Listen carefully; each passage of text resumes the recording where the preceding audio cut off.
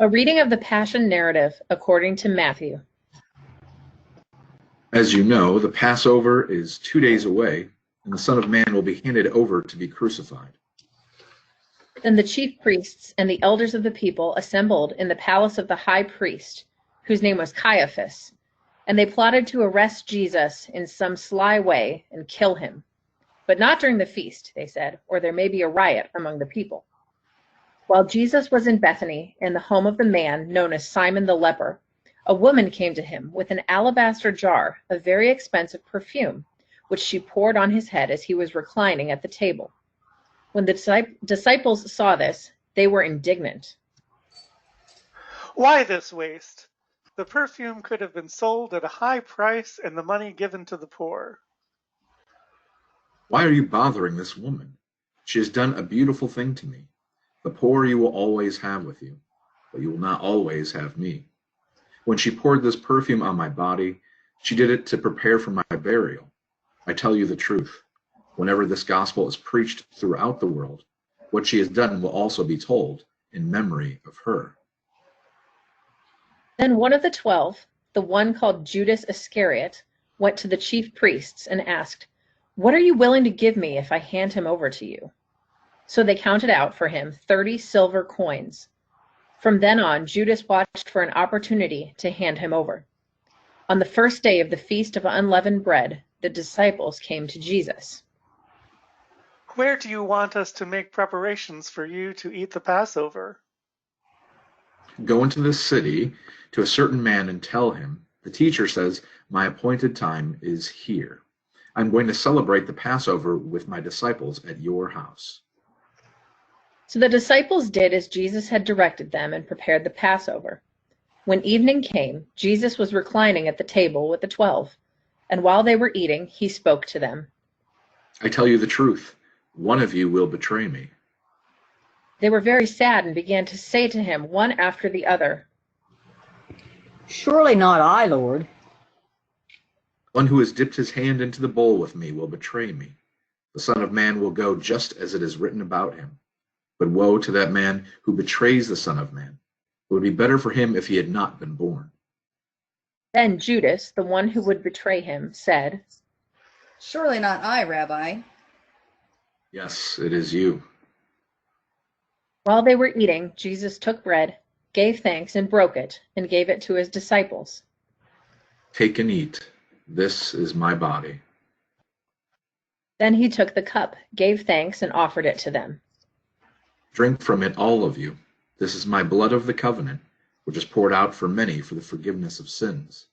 I tell you, I will not drink of this fruit of the vine from now on until that day when I drink it anew with you in my Father's kingdom. When they had sung a hymn, they went out to the Mount of Olives. This very night you will all fall away on account of me, for it is written, I will strike the shepherd, and the sheep of the flock will be scattered. But after I have risen, I will go ahead of you into Galilee. Even if all fall away on account of you, I never will. I tell you the truth, this very night before the rooster crows, you will disown me 3 times. Even if I have to die with you, I will never disown you. And all of the other disciples said the same.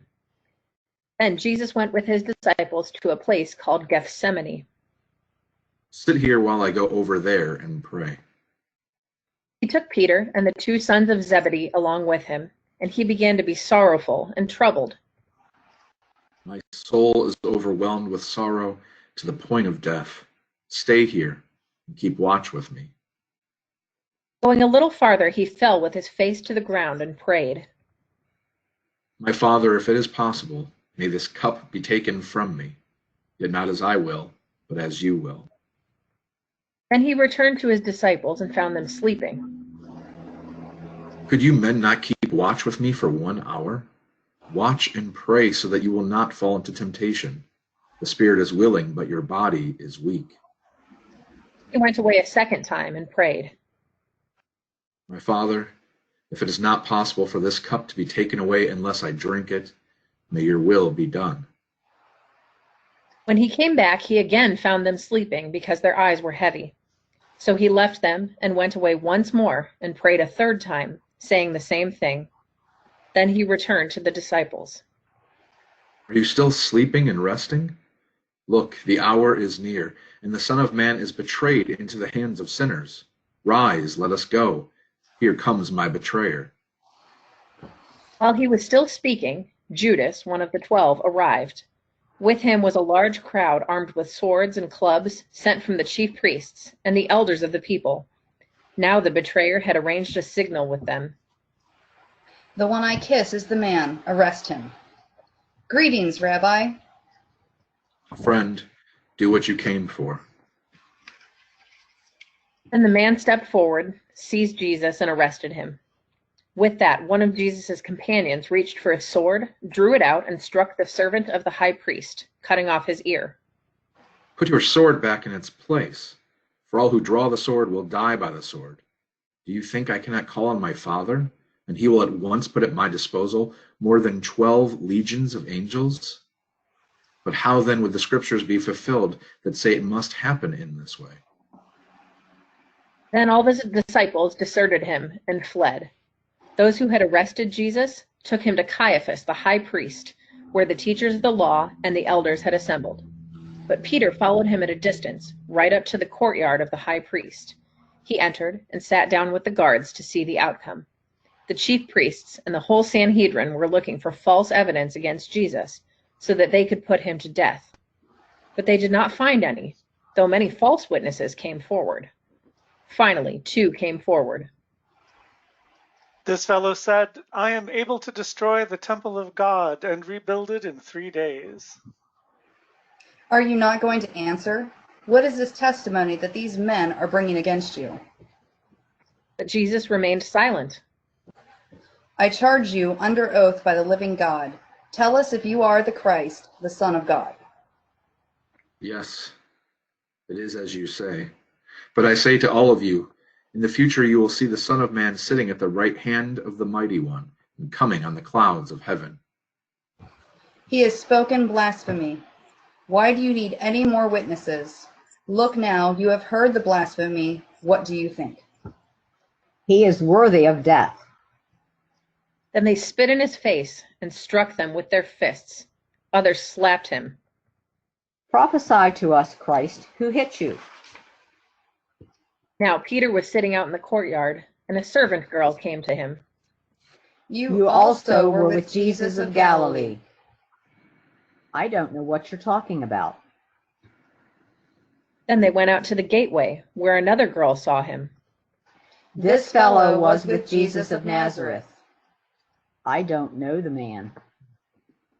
Surely you are one of them, for your accent gives you away. And he began to call down curses on himself, and he swore to them. I don't know the man. Immediately a rooster crowed. Then Peter remembered the word Jesus had spoken. Before the rooster crows, you will disown me 3 times. And he went outside and wept bitterly. Early in the morning, all the chief priests and the elders of the people came to the decision to put Jesus to death. They bound him, led him away, and handed him over to Pilate, the governor. When Judas, who had betrayed him, saw that Jesus was condemned, he was seized with remorse and returned the 30 silver coins to the chief priests and the elders. I have sinned, for I have betrayed innocent blood. What is that to us? That's your responsibility. So Judas threw the money into the temple and left. Then he went away and hanged himself. The chief priests picked up the coins. It is against the law to put this into the treasury, since it is blood money. They decided to use the money to bury the potter's field as a burial place for foreigners. That is why it has been called the Field of Blood to this day. Then what was spoken in Jeremiah the prophet was fulfilled. They took the 30 silver coins, the price set on him by the people of Israel, and they used them to buy the potter's field, as the Lord commanded me. Meanwhile, Jesus stood before the governor. Are you the king of the Jews? Yes, it is as you say. Then he was accused by the chief priests and the elders. He gave no answer. Don't you hear the testimony they are bringing against you?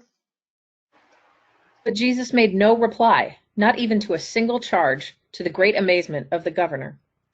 Now it was the governor's custom at the feast to release a prisoner chosen by the crowd. At that time they had a notorious prisoner called Barabbas. A crowd had gathered. Which one do you want me to release to you, Barabbas or Jesus, who is called Christ? For he knew it was out of envy that they had handed Jesus over to him. While Pilate was sitting on the judge's seat, his wife sent him this message: "Don't have anything to do with that innocent man, for I have suffered a great deal today in a dream because of him." But the chief priests and the elders persuaded the crowd to ask for Barabbas and to have Jesus executed. Which of the two do you want me to release to you? Barabbas. What shall I do then with Jesus, who is called Christ? Crucify him. Why? What crime has he committed? Crucify him. When Pilate saw that he was getting nowhere, but that instead an uproar was starting, he took water and washed his hands in front of the crowd. I am innocent of this man's blood. It is your responsibility. Let his blood be on us and on our children. And he released Barabbas to them. But he had Jesus flogged and handed him over to be crucified. Then the governor's soldiers took Jesus into the praetorium and gathered the whole company of soldiers around him. They stripped him and put a scarlet robe on him, and then twisted together a crown of thorns and set it on his head. They put a staff in his right hand and knelt in front of him and mocked him. "Hail, King of the Jews," they said. They spit on him and took the staff and struck him on the head again and again. After they had mocked him, they took off the robe and put his own clothes on him. Then they led him away to crucify him. As they were going out, they met a man from Cyrene named Simon, and they forced him to carry the cross. They came to a place called Golgotha, which means the place of the skull. There they offered Jesus wine to drink mixed with gall, but after tasting it, he refused to drink it. When they had crucified him, they divided up his clothes by casting lots, and sitting down, they kept watch over him there. Above his head, they placed the written charge against him: "This is Jesus, the King of the Jews." 2 robbers were crucified with him, one on his right and one on his left. Those who passed by hurled insults at him, shaking their heads and saying, "You who are going to destroy the temple and build it in 3 days, save yourself. Come down from the cross if you are the Son of God."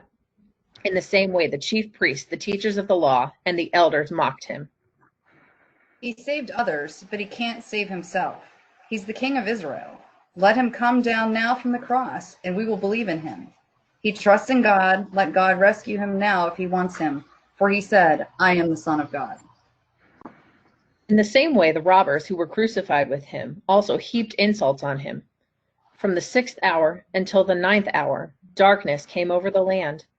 About the 9th hour, Jesus cried out in a loud voice, "Eloi, Eloi, lama sabachthani," which means, my God, why have you forsaken me?" He's calling Elijah. Immediately, one of them ran and got a sponge. He filled it with wine vinegar, put it on a stick, and offered it to Jesus to drink. Now leave him alone. Let's see if Elijah will come to save him.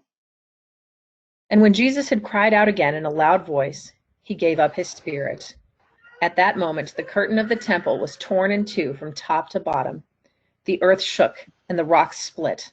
The tombs broke open, and the bodies of the many holy people who had died were raised to life. They came out of the tombs, and after Jesus' resurrection, they went into the holy city and appeared to many people. When the centurion and those who were with him were guarding Jesus saw the earthquake and all that had happened, they were terrified. Surely he was the Son of God. Many women were there watching from a distance. They had followed Jesus from Galilee to care for his need. Among them were Mary Magdalene, Mary the mother of James and Joseph, and the mother of Zebedee's sons. As evening approached, there came a rich man from Arimathea named Joseph, who had himself become a disciple of Jesus. Going to Pilate, he asked for Jesus' body, and Pilate ordered that it be given to him. Joseph took the body, wrapped it in a clean linen cloth, and placed it in his own new tomb that he had cut out of the rock. He rolled a big stone in front of the entrance to the tomb and went away.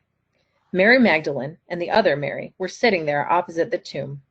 The next day, the one after Preparation Day, the chief priests and the Pharisees went to Pilate. Sir, we remember that while he was still alive, that deceiver said, "After 3 days I will rise again." So give the order for the tomb to be made secure until the 3rd day. Otherwise, his disciples may come and steal the body and tell the people that he has been raised from the dead. This last deception will be worse than the first. Take a guard. Go, make the tomb as secure as you know how. So they went and made the tomb secure by putting a seal on the stone and posting the guard.